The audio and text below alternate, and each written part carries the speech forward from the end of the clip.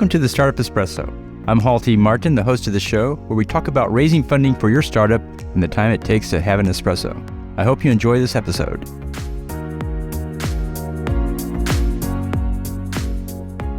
Hello, this is Hall T. Martin with the Startup Funding Espresso, your daily shot at startup funding and investing. There are several sources of fraud from outside of business. External sources of fraud pretend to be someone you trust.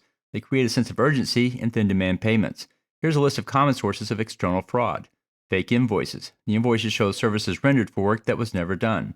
Advertising scams. Payment for ad services in a directory or book that was or never will be published. Imposter scams. Callers who claim you owe them money or critical services will be turned off. Tech to security scams. A warning screen pops up on your computer showing a critical virus has disabled your computer and you need to pay to remove the virus.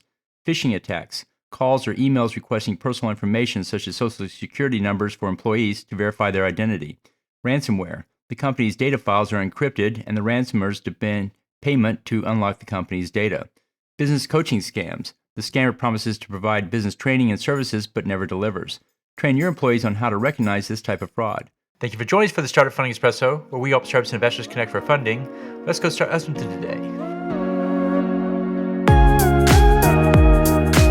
Hall T. Martin is the director of Investor Connect, which is a 501c3 nonprofit dedicated to the education of investors for early stage funding.